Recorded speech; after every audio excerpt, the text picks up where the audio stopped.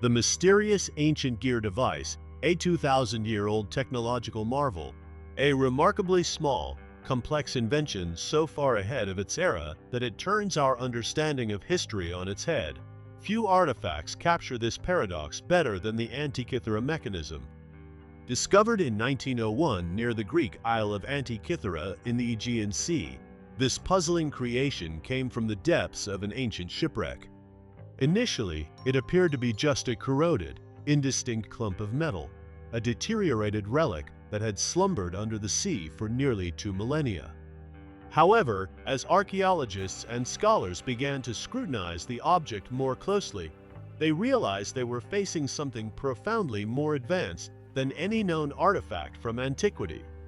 Concealed within the hardened exterior and oxidation were fragments of an elaborate arrangement of gears, finely engineered, meticulously assembled, and unlike any known mechanical device from ancient times. At the moment of its recovery, such technology was thought unimaginable for classical Greece. But as fragments were slowly studied and reassembled, it became unmistakably clear this wasn't a typical historical curiosity. It was, in fact, an ancient mechanical computing device, an analog instrument designed to forecast astronomical patterns and eclipses with stunning accuracy. The mechanical sophistication needed to construct this apparatus pointed to a mastery of engineering principles thought to have first emerged well over 1,000 years later, during the Renaissance. The Antikythera device is believed to date from roughly 100 BCE, although some speculate it may be older still. The vessel carrying it likely sank somewhere between 70 and 60 BCE, transporting luxurious goods through the Mediterranean en route to Rome. This enigmatic machine may have belonged to a wealthy elite, a Roman aristocrat, or possibly even a scientist of the time. One lingering question remains: why was it never reproduced? Why don't we see any similar instruments in surviving records or archaeological finds? Modern recreations indicate that the Antikythera mechanism featured no fewer than 30 interlocking bronze gears, engineered with precision to trace celestial cycles. It could forecast solar and lunar eclipses, chart the moon's phases, and even simulate the moon's irregular orbit, using principles that predate Kepler's laws by centuries. Some evidence, including inscriptions etched onto its casing, suggests that it may have also been used to follow the timing of the Olympic Games, adhering to a 4-year recurrence. This implies its inventor possessed a level of astronomical and mathematical expertise far surpassing what most historians thought the ancients were capable of. The origin of this marvel has sparked widespread speculation. Some argue it may have been created by a solitary savant, possibly even Archimedes himself, a man whose mechanical insight was legendary. Others suggest it stemmed from a broader, forgotten engineering tradition, an entire intellectual school of Hellenistic engineers whose achievements were lost after Roman conquest. What's undeniably true is this: no device of comparable complexity surfaced again until the intricate astronomical clocks of 14th century Europe. How did such advanced scientific understanding vanish so completely? One hypothesis proposes that the decline of ancient Greek civilization, followed by the rise of Roman power, led to the disappearance of Greek scientific innovation. Unlike the Greeks, who valued theoretical science, Roman culture emphasized utilitarian engineering, roads, aqueducts, and military technologies. The loss of major scholarly centers, including the fabled Library of Alexandria, may have erased the intellectual lineage that produced machines like the Antikythera device. If this object was just one creation in a now lost tradition of ancient mechanical instruments, then its inventors and their knowledge may have disappeared without a trace, leaving behind only this solitary artifact. Another perplexing mystery remains: why hasn't anything remotely similar ever been unearthed? The sheer refinement of the mechanism hints that it was not a prototype. It was likely a refined version of previous models. So where are the others? Were they all shipwrecked like this one? Were they dismantled for their metal, melted down and forgotten by history?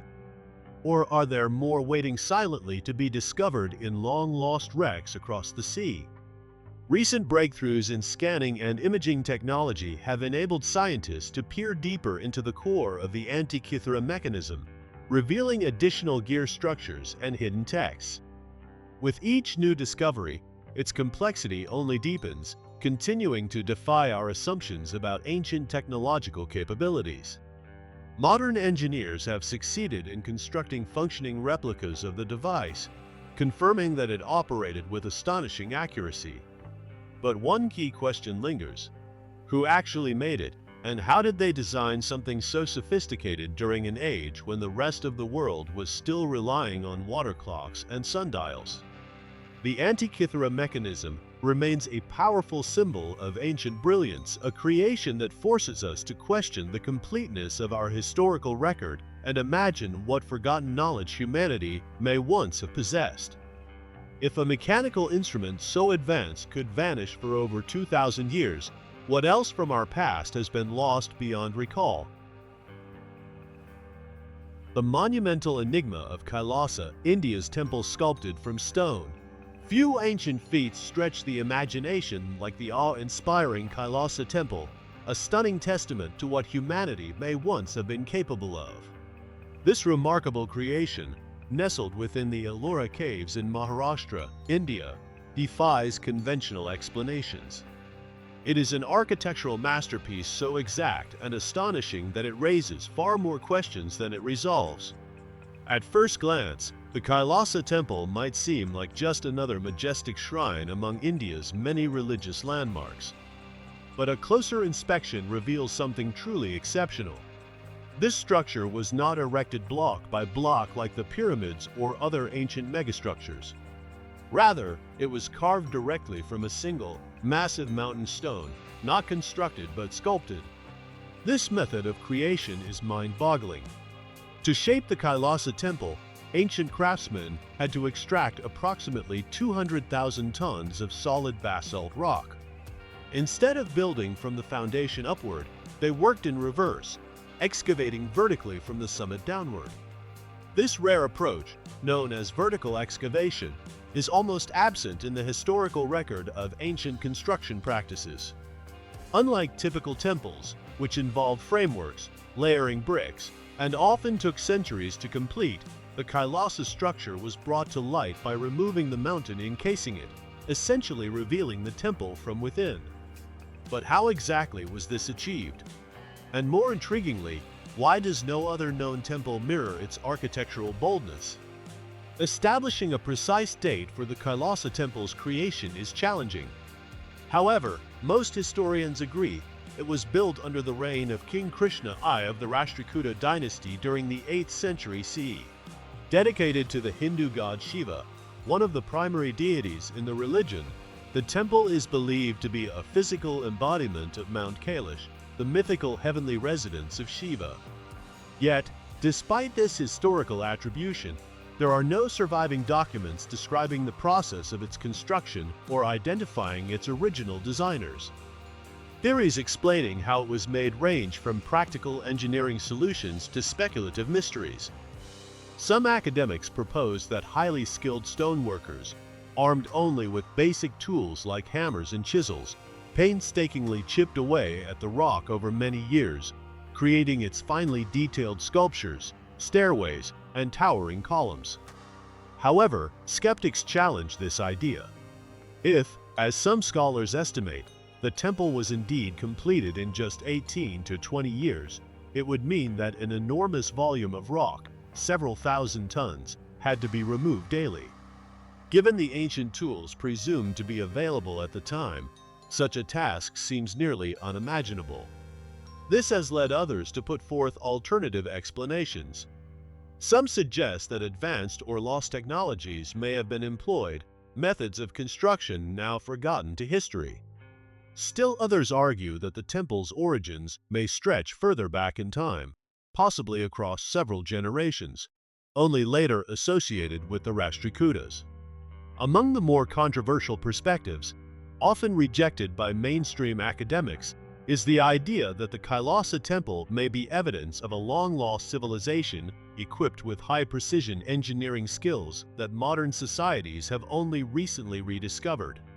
Observers note the temple's symmetrical layout, the smoothness of its internal surfaces, and the exactness of its carvings, comparing it to other puzzling ancient sites like Machu Picchu or the Egyptian pyramids. Could there have existed an ancient culture in India whose technological prowess far exceeded what we typically credit to civilizations of that time? And what compelled its creators to take such an extraordinary approach in the first place? Temples throughout India were usually constructed using standard architectural techniques.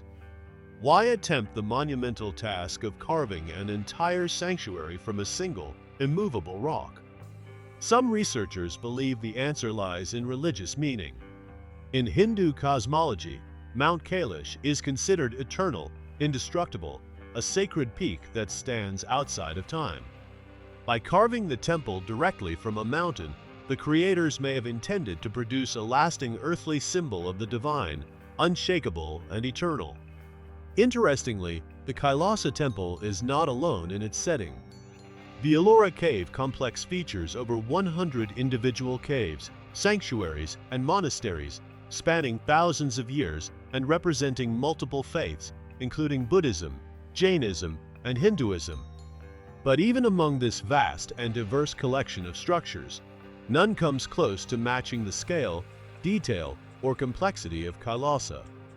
Despite its breathtaking grandeur, the temple remains shrouded in mystery. How could it have been completed so rapidly? Why are there no extensive records of its construction? And why do we see no other examples that reflect its daring techniques or ambition? Today, the Kailasa temple stands as one of ancient India's most perplexing enigmas, a marvel so refined and seemingly unachievable that it continues to spark curiosity, debate, and admiration from archaeologists, engineers, and visitors around the world. Yet, as with many ancient wonders, its story may still be incomplete. The enigmatic Roman dodecahedrons, ancient artifacts with no clear purpose, every so often a relic from the distant past surfaces, an object that defies categorization and resists understanding. These mysterious items challenge our assumptions and ignite curiosity. Who crafted them? What function did they serve?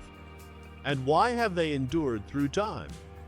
One such puzzle spans across Europe, peculiar, precisely formed metal items that have left historians and archaeologists perplexed for centuries. These objects are identified as Roman dodecahedrons, 12-faced, hollow metallic forms believed to be nearly 2,000 years old.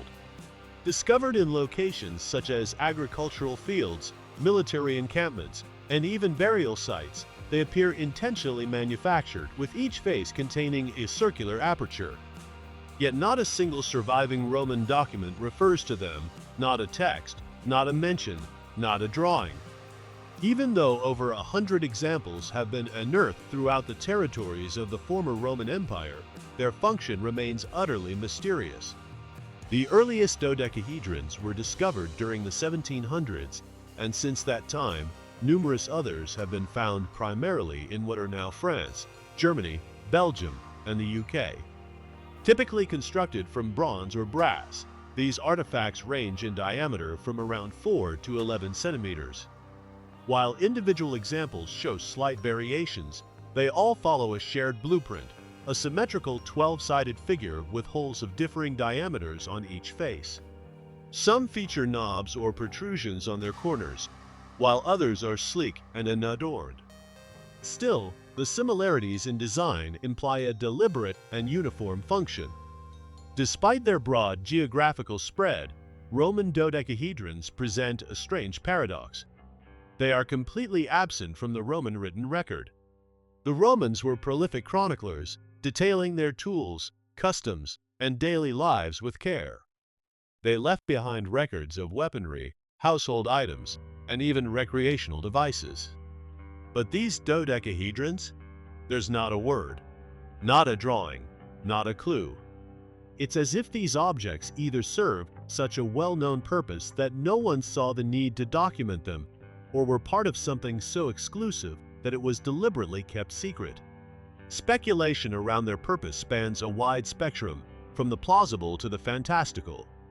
Some researchers have proposed that the dodecahedrons were used as measurement instruments, perhaps for gauging distances or angles in engineering or land surveying. The holes, differing in size, may have helped in calculating light angles or shadow lengths. Another theory posits that they served as candle holders.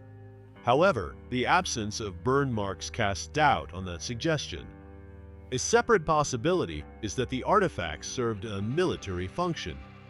Some scholars suggest they might have acted as targeting aids or range measuring tools for Roman artillery units, aiding in the calculation of projectile trajectories. Yet none of the discovered dodecahedrons were found in direct association with weaponry, making this claim hard to substantiate. Another popular theory points to textile work. Some historians think these artifacts might have been tools for knitting or weaving, perhaps specifically used for making gloves. The variously sized holes may have helped guide thread through intricate patterns. However, like many other theories, this one lacks concrete supporting evidence. Some researchers lean toward symbolic or ritualistic interpretations. Many dodecahedrons have been unearthed near religious or ceremonial sites, prompting the hypothesis that they had spiritual or divinatory uses. Perhaps they were tossed like dice in fortune-telling rituals, with the positioning of their holes or knobs holding special meaning. Others speculate they played a role in esoteric or cultic rites, practices restricted to a select group of initiates in Roman society. An additional puzzle lies in the fact that no two dodecahedrons are completely identical. Unlike Roman coins or mass-produced tools, these artifacts appear to have been individually crafted.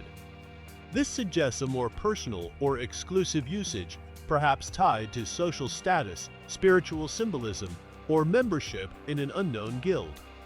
One of the most curious findings came from the Netherlands, a golden dodecahedron.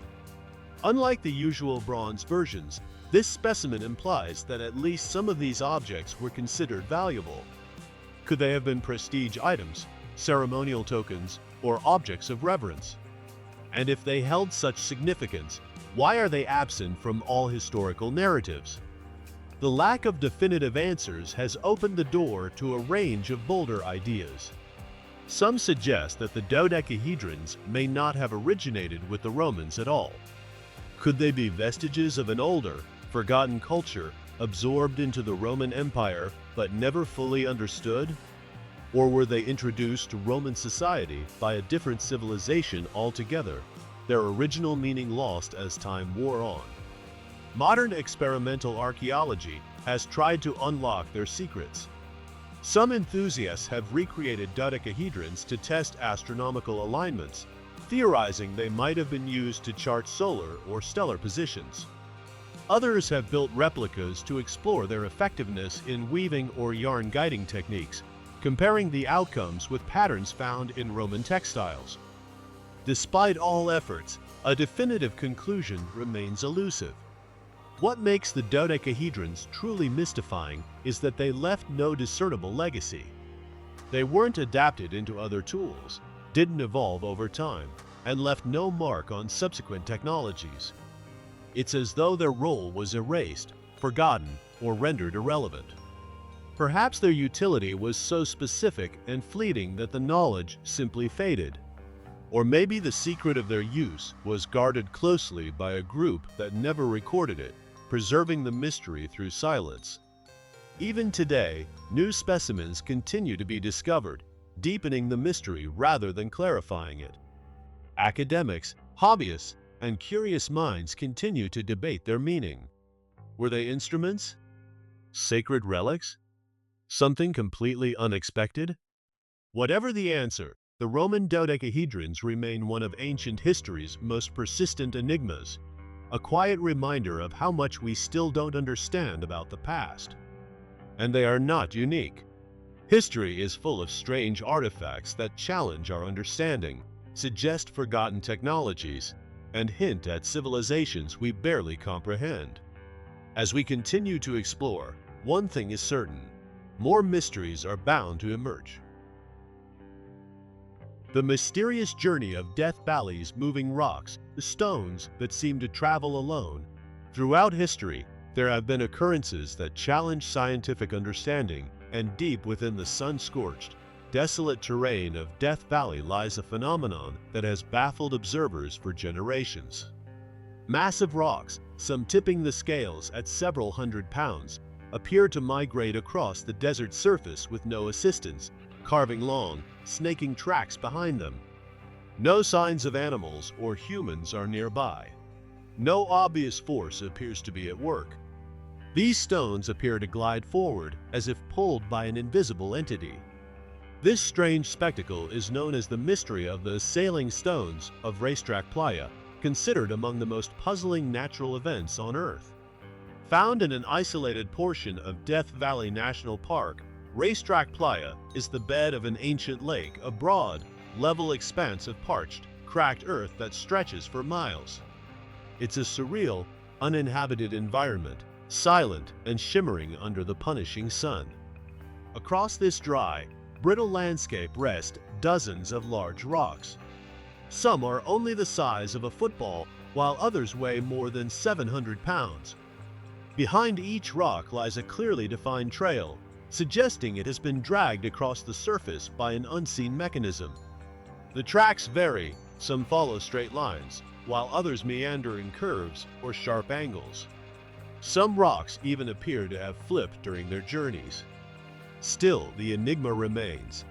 What causes them to move? Scientists, geologists, and intrigued explorers have spent decades trying to decipher the cause. These stones do not shift regularly. Many stay stationary for years before suddenly moving again. No one had ever witnessed their movement in real time. Early speculations ranged from gravitational inconsistencies to underground seismic activity. Yet none of those explanations fully aligned with the facts. No consistent pattern emerged, and known natural forces didn't seem powerful enough to shift such heavy objects on a flat, solid surface. One popular idea was that high winds might be pushing the rocks. However, given their mass, even the fierce winds of Death Valley seemed unlikely to accomplish this. Others theorized that occasional rainfall might make the surface slippery enough for the stones to slide. Still, without documented evidence of the rocks in motion, the mystery endured. In time, these roaming stones attracted increasingly imaginative theories. Some speculated that extraterrestrials might be responsible, linking the stones to frequent UFO sightings in the area. Others leaned toward spiritual explanations, believing the stones were moved by ghosts or supernatural entities. However, these theories offered no concrete proof.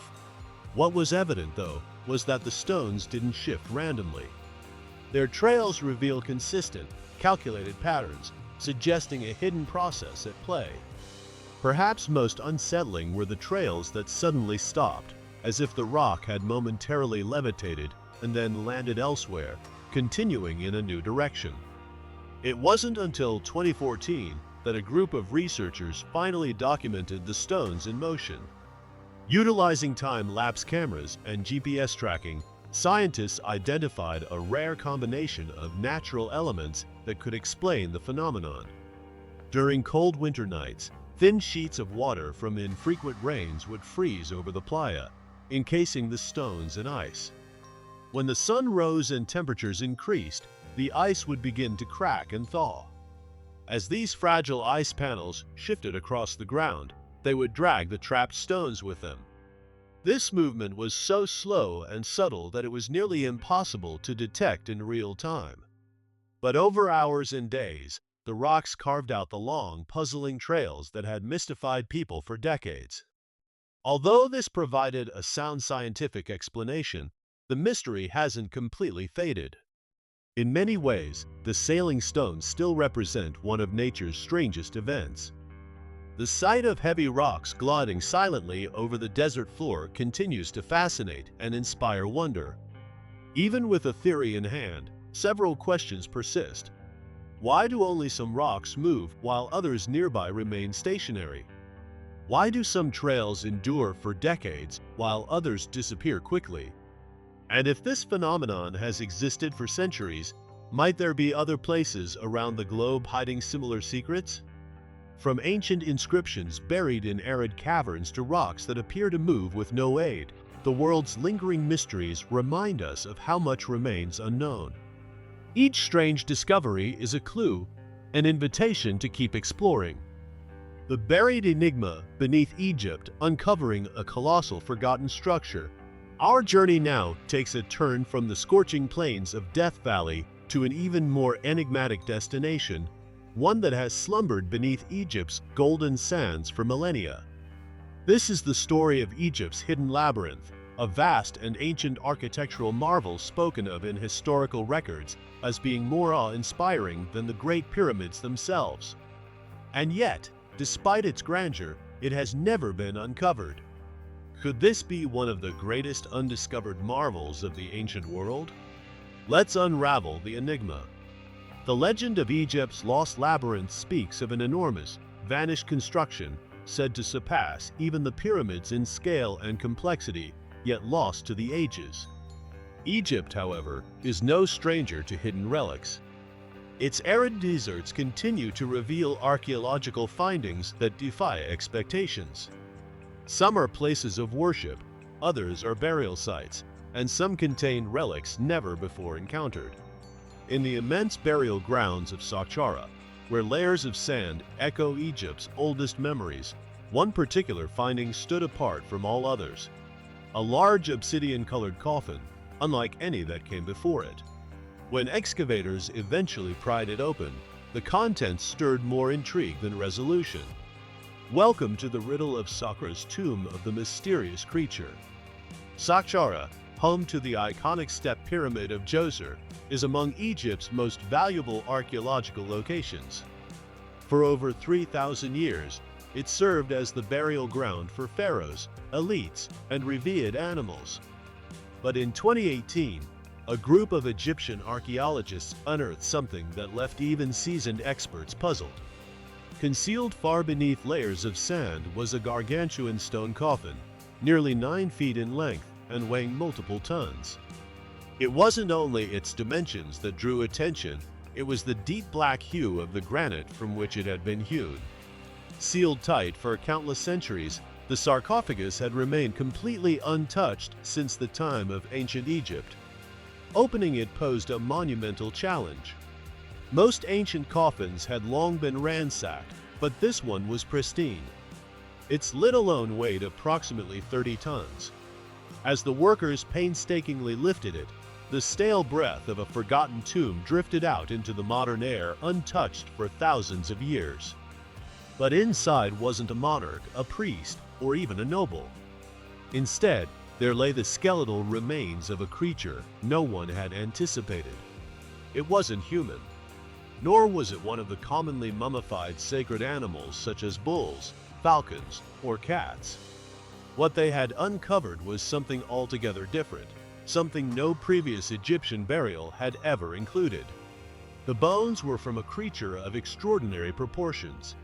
It was robust, powerful, and entirely unclassified.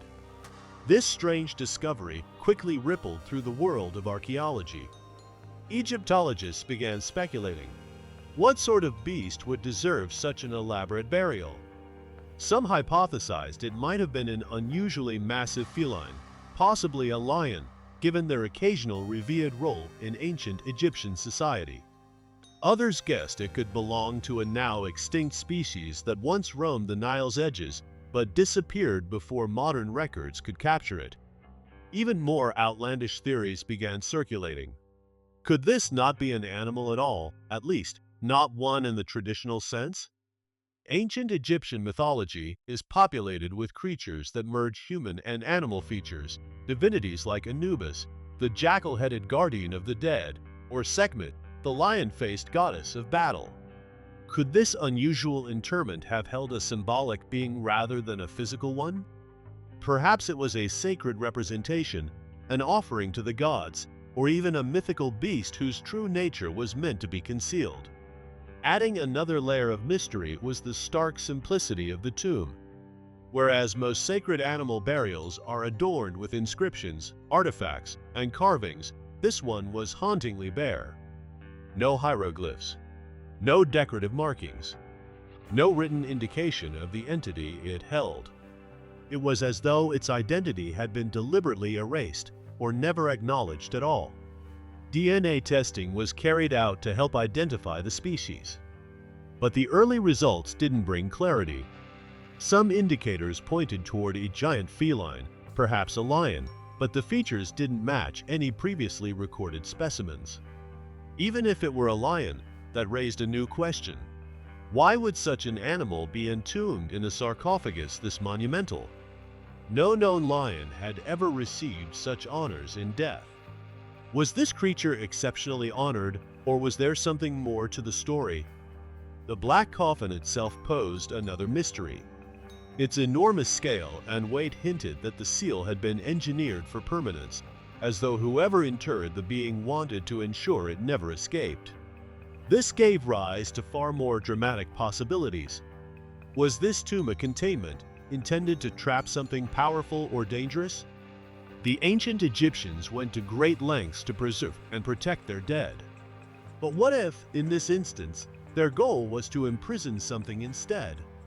The mystery of Sikora's tomb of the unknown creature remains among the strangest puzzles in Egypt's long archaeological history.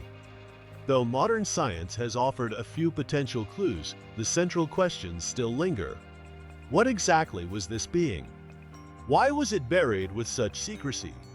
And what was it that the ancients wanted to keep hidden? The ancient world is filled with lost cities, hidden chambers, and civilizations erased by the passing of time. Some of these are shrouded in legend, while others are buried and forgotten. Egypt's buried labyrinth is just one of the many unexplained marvels that challenge everything we think we know about our past. The desert secrets that reshaped faith, unveiling the Dead Sea Scrolls, ventured deep into the sun-scorched wilderness, where a cache of ancient manuscripts, etched in a cryptic, ancient language, has mystified experts for generations. In this segment, we delve into the enduring enigma of the Dead Sea Scrolls. Unearthed in the mid-1900s, these extraordinary documents have captivated historians and biblical scholars alike.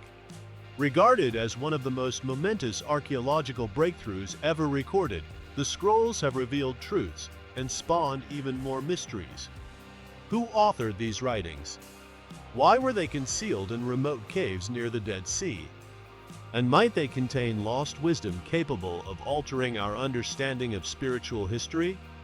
Our story begins in 1947 in the dry desert region now known as the West Bank. A young Bedouin shepherd, on the trail of a wandering goat, happened upon a hidden cave nestled among the cliffs near the ruins of Qumran. Inside, he discovered several clay jars, some of which held aged scrolls wrapped in linen cloth. Unaware of their significance, he and his friends sold a few to nearby antiquities traders. It wasn't until academics examined them that the magnitude of the discovery was realized. Manuscripts that were over 2 millennia old, potentially the oldest surviving versions of biblical writings. The revelation sent shockwaves through academic and religious communities. Excavations soon commenced around Qumran, with archaeologists eager to learn more. Over the next 10 years, researchers uncovered 11 caves, yielding nearly 1,000 manuscript fragments. Some scrolls remained nearly intact. Others were reduced to fragile shards. The texts were primarily written in Hebrew, though Aramaic and Greek were also present. The materials varied, ranging from parchment and papyrus to thin copper sheets. What made these scrolls so historically vital was their content.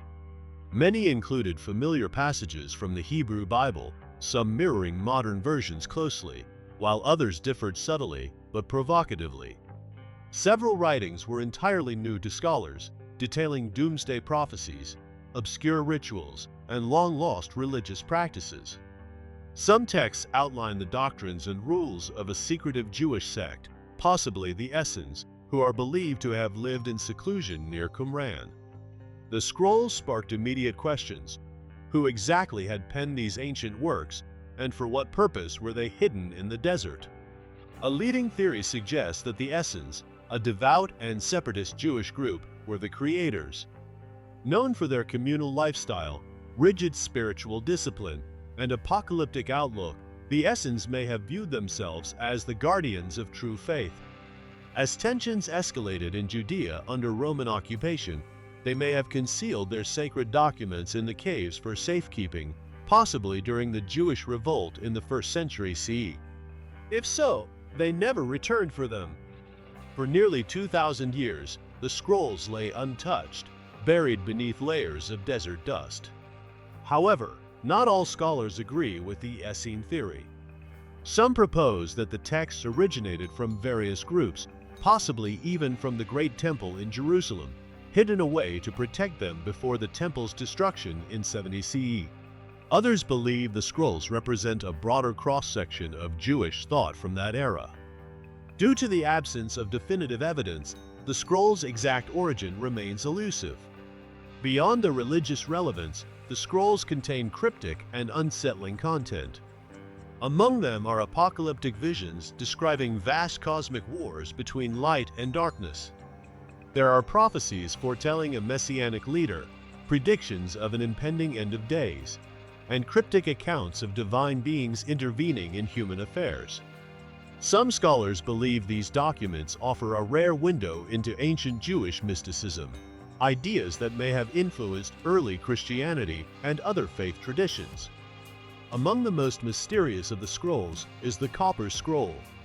Unlike the others, it wasn't composed on parchment or papyrus, but etched into thin sheets of metal. Its contents differ radically. It appears to be a treasure map. The text lists dozens of locations allegedly hiding immense quantities of gold and silver, secreted away in the wilderness of Judea. Some believe the treasure may have originated from the Second Temple, hidden to protect it from Roman invaders. Yet despite numerous expeditions, the treasure remains undiscovered. The Dead Sea Scrolls exist in a space where verified history meets unresolved mystery. They are undeniably authentic, yet they hint at deeper truths still beyond our grasp, echoes of forgotten beliefs, dire warnings, and sacred narratives from an ancient world. They challenge long-held assumptions about religious evolution and expose the complexities of spiritual life thousands of years ago. Even today, the scrolls continue to offer new insights. In 2021, archaeologists made a groundbreaking discovery: new scroll fragments found in a cave near Qumran, the first such find in over 50 years. As technology advances, researchers hope that even more hidden truths will be unlocked within these ancient writings. For now, the Dead Sea Scrolls stand as one of the most compelling historical puzzles ever unearthed. They open a window into an era of prophets, scribes, and sacred traditions, preserved against time in the sun-baked caves of the Judean desert. Yet history has a tendency to conceal its deepest secrets. Many symbols, texts, and codes remain undeciphered, waiting patiently in the shadows for someone to find the missing pieces. Aztlan, tracing the shadows of the Aztec origins. Across history, great civilizations have risen and vanished, leaving behind only fragments and riddles that hint at their grandeur. Few tales embody this mysterious legacy as profoundly as the story of Aztlan, the fabled ancestral homeland of the Aztecs. A city cloaked in legend, its very existence remains unproven and elusive to this day. Aztlan is frequently portrayed not merely as myth, but as a foundational narrative, a cultural memory passed through countless generations. As chronicled in Aztec lore, their forebears once inhabited a flourishing city surrounded by water. From there, they began a monumental journey southward that ultimately led to the founding of a mighty empire, culminating in Tenochtitlan, now known as Mexico City. The term Aslan has been interpreted as place of the herons or land of whiteness, although scholars continue to debate its precise etymology. What truly fuels fascination with Aslan is the tantalizing possibility that it may have been a tangible location, not just mythos, a real place still hidden from modern eyes. The quest to locate Aslan has spanned hundreds of years, drawing in historians, archaeologists, and adventurers alike. Numerous hypotheses have emerged regarding its whereabouts. Some researchers propose it lay in northern Mexico or the southwestern United States, possibly near the Colorado River or the vast Great Salt Lake. Others argue it may have been an island metropolis in the Gulf of California, or even a submerged city beneath Caribbean waters. Yet, no material remnants or verified artifacts have ever been conclusively tied to Aslan. One particularly persuasive theory situates Aslan in present-day western Mexico, home to several ancient cities that thrived before the Aztec Empire rose to dominance. Among the most cited locations is La Quemada, a fortified settlement in the modern-day state of Zacatecas. Known for its imposing stone architecture and defensive design, La Quemada stands out in the region. Could this site be the final vestige of Aslan, deserted during the Aztecs' southward migration? While intriguing, no direct link has been confirmed. An alternative perspective suggests Aslan wasn't a singular city, but a broader cultural center, perhaps a federation of allied communities that gradually dispersed. The ancient Hohokam civilization in present-day Arizona, famous for its complex canal systems and sudden decline, has also been considered a possible connection.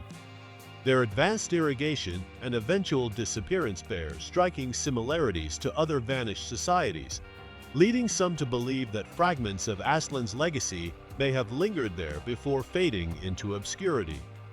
Another hypothesis posits that Aslan may now lie beneath the sea. Scholars have drawn analogies between Aslan and other submerged lands like Doggerland in Europe or the underwater ruins off Cuba's coast. Over millennia, rising seas have consumed many coastal and island settlements. If Aslan was indeed an island, as some descriptions suggest, its remains could now rest deep below sediment layers on the ocean floor. Some researchers even explore the connection between Aslan and the legend of Atlantis. Though there is no direct evidence linking the two, both are portrayed as advanced civilizations lost in time. A few fringe theorists go further, proposing that Aslan was part of a broader global network of prehistoric cultures, predating established history. However, mainstream scholars have yet to uncover any concrete proof supporting such claims. Despite the lack of physical evidence, the legend of Aslan continues to ignite curiosity among academics and storytellers alike. Some theorize that the Aztecs may have intentionally concealed the true location of their ancestral homeland, perhaps for sacred reasons or to bolster their divine destiny as rulers in the Valley of Mexico. After all, many origin stories around the world blur historical truth with allegory, creating symbolic narratives that serve both spiritual and cultural functions.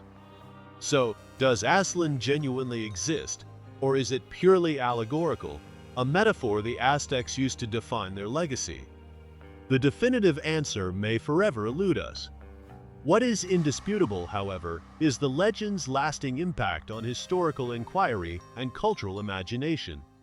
The pursuit of Aslan is more than just a treasure hunt for a forgotten city. It represents a deeper exploration into the migrations, transformations, and extinctions of entire civilizations.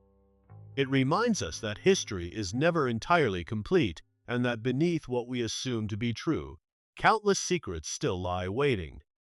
And if the past teaches us anything, it's that not all wonders were swept away by oceans or erased by the march of time. Some endure, hidden in plain sight, challenging the very framework through which we view the ancient world. The Vanished Vault of Alexandria, civilization's most devastating intellectual tragedy. Throughout the passage of time, humanity has seen the rise and fall of remarkable civilizations, many of their innovations lost to history's silence. Among these losses, none is more renowned or tragic than the destruction of the Library of Alexandria. Its very name evokes visions of towering shelves, infinite scrolls, and a sanctuary of ancient wisdom unmatched by any of its era. More than just a collection of texts, it represented the pinnacle of collective human understanding in antiquity. This legendary institution is believed to have once housed hundreds of thousands of manuscripts chronicling discoveries in history, science, mathematics, medicine, and astronomy. And yet, despite its profound significance, not a single scroll, book, or even fragment has survived into the modern day. The Library of Alexandria was ultimately reduced to ash, its priceless contents lost beyond recovery. But how did this monumental loss occur? And even more pressing, what vanished knowledge did it take with it? The library's origins date back to the 3rd century BCE, during the reign of the Ptolemies, the Greek rulers who assumed control of Egypt following Alexander the Great's death. Ptolemy I and his successor, Ptolemy II, envisioned Alexandria as the world's cultural and intellectual heart. To realize this ambition, they established the Museion, a sprawling academic complex that included lecture halls, gardens, laboratories, and at its core, the great library itself. Scholars, philosophers, and scribes from all corners of the known world were drawn to this center of enlightenment. Its mission was ambitious, to gather every written work in existence. Ships arriving at Alexandria's harbor were routinely searched for scrolls, which were copied by scribes. The originals were sometimes returned, but in other cases, they were kept for the collection. The Ptolemies also dispatched emissaries across the world to purchase entire libraries and translate foreign writings into Greek. Among the library's holdings were texts from ancient Egypt, Mesopotamia, Greece, India, and beyond. It may have preserved the original works of philosophical giants like Aristotle, Socrates, and Pythagoras. Some experts even theorize that the archives included records of long-lost civilizations, whose very existence was erased along with the library. But what exactly led to its demise? The destruction of the Library of Alexandria remains one of history's most perplexing riddles. No single event can be pinpointed as the cause. Instead, multiple, conflicting accounts exist, each attributing the destruction to different forces. One of the oldest theories holds that Julius Caesar inadvertently sealed the library's fate in 48 BCE.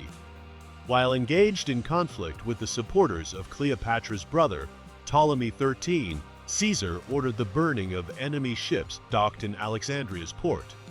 The flames reportedly spread to parts of the city and, according to some narratives, reached the library, destroying thousands of irreplaceable scrolls in the inferno. However, this account is contested. Some historians maintain that while damage may have occurred, the library likely endured in some capacity. Another possibility attributes the destruction to Emperor Aurelian in the 3rd century CE. During his campaign to reclaim Alexandria from Queen Zenobia of Palmyra, much of the city was ravaged, including the Museion, where the library was based. Later, in the 4th century CE, religious turmoil intensified. Emperor Theophilus led efforts to dismantle pagan temples, and some reports suggest the remnants of the library, by then stored in the Serapeum, a temple dedicated to the god Serapis, were destroyed in the process. Finally, in 642 CE, the Islamic conquest of Egypt brought yet another alleged chapter in the library's demise. According to a highly debated source, when the victorious General Amr ibn al-As inquired about the books, Caliph Umar reportedly responded that if the texts agreed with the Quran, they were unnecessary, and if they contradicted it, they were dangerous. Allegedly, the scrolls were burned and used as fuel in the city's bathhouses for months. Yet, this story is widely questioned, as it was written centuries after the event and may have been politically motivated. Despite the uncertainty surrounding its destruction, the deeper mystery remains. What knowledge was lost? We will likely never grasp the full scope of intellectual wealth that perished. Some speculate the library contained groundbreaking scientific theories, ideas that could have revolutionized the trajectory of human development. Might there have been astronomical insights that would have altered our understanding of the universe centuries earlier? Could texts have detailed forgotten cultures or technologies far ahead of their time? It's possible that medical treatises existed that would have reshaped early healthcare entirely. The library hosted legendary minds, including Archimedes, Euclid, and Eratosthenes, the latter accurately estimating Earth's circumference over 2,000 years ago. The disappearance of their works, alongside countless others, has led some scholars to argue that humanity's intellectual evolution may have been set back by centuries. Still, not all agree on the magnitude of the loss. Some believe that much of the library's content had already been disseminated, copied, and preserved elsewhere before the final ruin. In this view, while the destruction was symbolically devastating, its practical impact may have been less severe. Even so, there's something haunting about an entire archive of ancient knowledge vanishing, leaving behind only guesswork and myth. The Library of Alexandria remains one of history's most profound what-ifs. Had it endured, how different might our world be today? Its obliteration serves as a chilling testament to how fragile knowledge can be, and how easily the wisdom of entire civilizations can disappear without a trace. The Silent Giant of Aswan, a monument left in stone. Not all ancient mysteries are hidden in remote ruins or buried beneath forgotten lands. Some are plainly visible, etched into the very fabric of our past. One of the most compelling enigmas of ancient Egypt lies not in what was finished, but in what never came to be. The unfinished obelisk of Aswan. Had it reached completion, this monument would have become the most colossal obelisk ever constructed. Yet, inexplicably, it was left behind, partially sculpted, still rooted in the quarry, and preserved like a snapshot from a bygone era. Aswan, located in southern Egypt, was once a center of extraordinary stonework and monumental construction. Along the Nile's edge, immense quarries supplied the granite blocks that would form the backbone of some of the world's most awe-inspiring structures. These quarries fed stone to the great temples of Karnak and Luxor. But among all these marvels, one relic remains exceptional, not for its grandeur, but for its incompletion. The unfinished obelisk lies embedded in the bedrock, still connected to the earth with visible cracks and rough tool marks. Measuring an astonishing 137 feet in length and estimated to weigh around 1,200 tons, it would have surpassed every other obelisk ever erected, including those transported to places like Karnak or Rome, where Egyptian monuments were often relocated. And yet, for reasons lost to time, it was left abandoned and untouched for millennia. Experts believe the obelisk dates back to the reign of Queen Hatshepsut, one of Egypt's most influential and enigmatic rulers from the 15th century BCE. Renowned for her ambitious architectural projects, she oversaw the construction of several grand obelisks, many of which still stand today. However, unlike those towering pillars, this one never left the stone from which it was born. The most commonly accepted theory for its abandonment is that a large structural crack appeared during the carving process. This flaw would have made transportation and installation impossible, rendering the monument unusable. Known for their remarkable craftsmanship and attention to detail, the ancient Egyptians likely deemed the damage irreparable and opted to move on rather than invest in salvaging a flawed monolith. However, not everyone is convinced by this explanation alone. Considering the Egyptians' mastery of stone construction, some scholars question why they would have left such a valuable and nearly completed piece entirely behind. If the crack was the only issue, could they not have repurposed sections of the monument instead of deserting it? This uncertainty opens the door to alternative interpretations. One theory suggests that the project may have been considered cursed or viewed as an ill omen. In a civilization where spiritual beliefs guided major decisions, a flaw in the stone might have been interpreted as a divine warning, a message from the gods that the obelisk should not be completed. In such a deeply religious society, this would have been more than enough reason to halt the project. Others argue that the obelisk may have simply been too ambitious. While Egypt had successfully moved enormous obelisks before, this one was on an entirely different scale. Its sheer size and mass would have posed unprecedented logistical challenges. Once these difficulties became clear, it's possible the project was silently dropped in favor of more feasible undertakings. Yet what makes this monument particularly captivating is not just its size or its mystery, but what it reveals about ancient engineering techniques. The unfinished obelisk serves as a unique archaeological window into how these massive structures were quarried. Unlike today's use of metal tools, the Egyptians employed dolerite, a super hard stone, to chip away at granite. Workers used dolerite spheres to hammer out trenches around the obelisk, slowly detaching it from the bedrock. Visible chisel marks and excavation paths still trace the outlines of the obelisk, offering rare insight into a construction site frozen in time. Researchers continue to study these marks in hopes of better understanding the technology and processes behind one of history's most puzzling architectural feats. Adding to the intrigue are the fringe theories that propose lost or advanced technologies may have played a role. Some point to the precision of the cuts and the scale of the work as evidence that tools beyond our current understanding might have been used. Could the ancient Egyptians have possessed construction knowledge now lost to history? Alternative theorists go even further. They question whether such immense stones could truly have been moved using only ropes, wooden sledges, and human effort.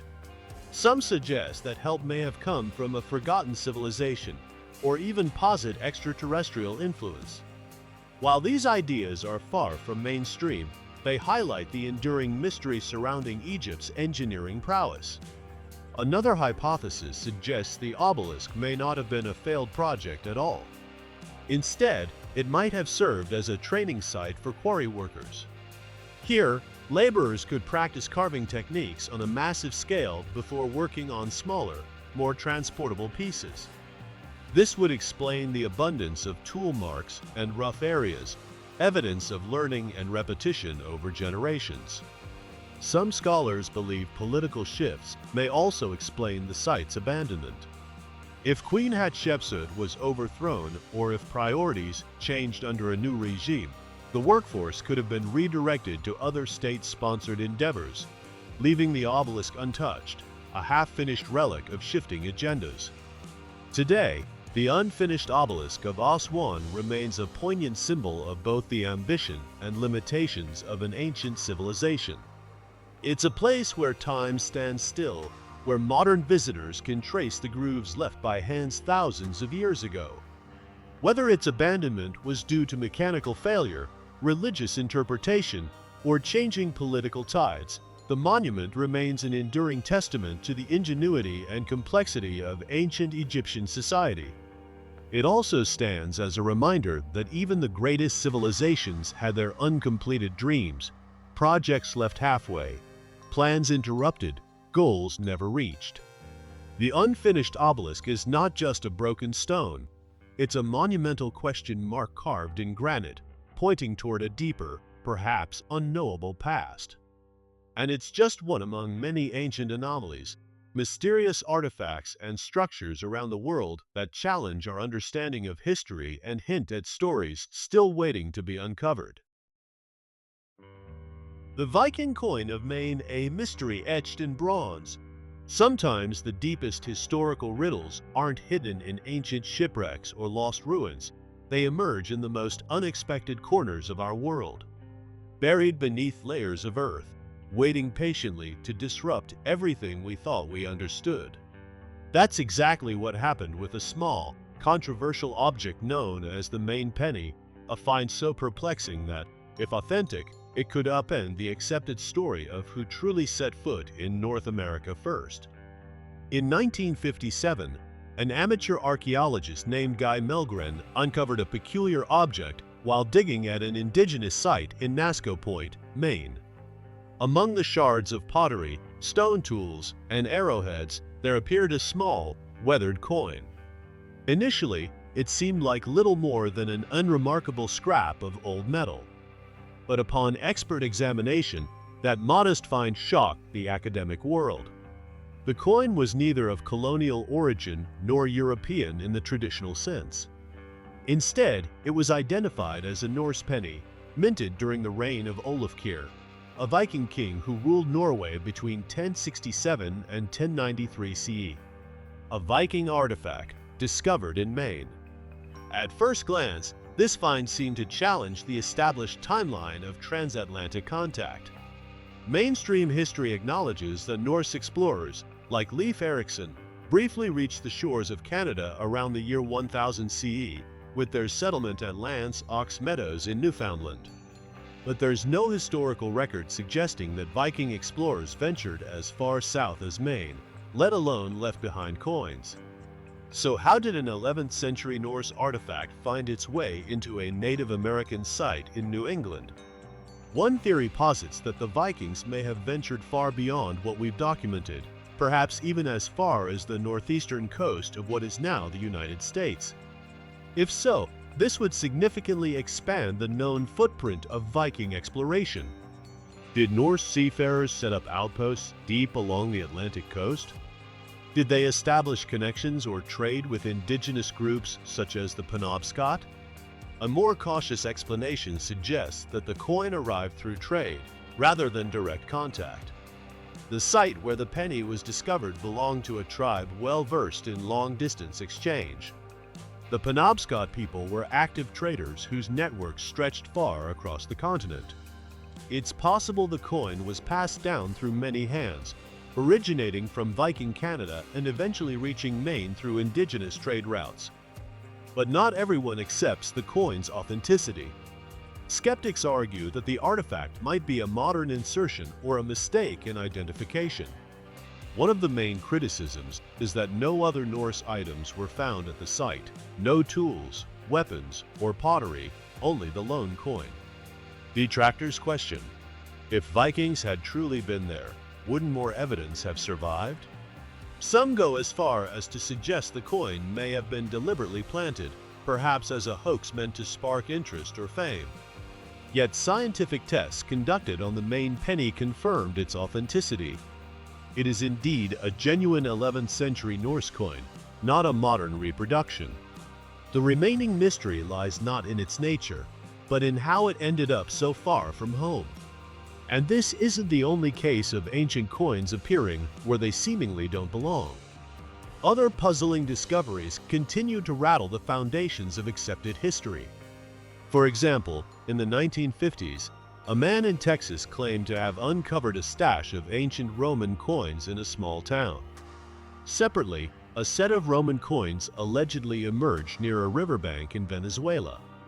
These finds, dating centuries before Columbus, have ignited debates about whether Roman sailors or shipwreck survivors may have reached the Americas long before any documented European voyage. Then there's the case of Oak Island, the infamous treasure hunting location off the coast of Nova Scotia. Numerous strange artifacts have been retrieved there over the years, including coins with murky origins. Some appear to be European, but their age and method of arrival remain contested. Were they deposited by explorers? Pirates? Or do they belong to later periods and have simply been misinterpreted? Another astonishing case took place not in the Americas, but in Kenya, where medieval Japanese coins were found amid the ruins of a centuries-old Swahili coastal settlement. These coins, traced back to Japan's Edo period, suggest a long-distance trading network between Africa and East Asia that predates modern global commerce. While unrelated to Viking history, such findings illustrate how ancient currency can travel across oceans, defying geographic logic. The broader question persists: who truly discovered the Americas first? The debate is ongoing and often heated. The discovery of the main penny and other anomalous artifacts urges us to revisit accepted timelines. If the Vikings arrived, were they truly the first? Or were they merely part of a larger, hidden story? Some researchers propose that other civilizations, such as the Phoenicians, Romans, or even ancient Chinese explorers, may have made brief, undocumented journeys to the Americas. These voyages could have left minimal traces, just enough to stir the imagination and unsettle what we thought we knew. The main penny remains a tantalizing piece of this global puzzle. It may not serve as conclusive evidence of Viking presence in New England, but it undeniably poses difficult questions. If one coin can suggest a radically different history, what else might be buried beneath our feet, waiting to be unearthed?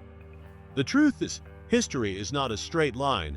It's a mosaic of forgotten encounters, lost artifacts, and silent stories. The main penny is just one fragment of that vast, misunderstood tapestry. And as more curious finds emerge, they remind us that the past may be far more intricate and far more mysterious than we ever dared imagine.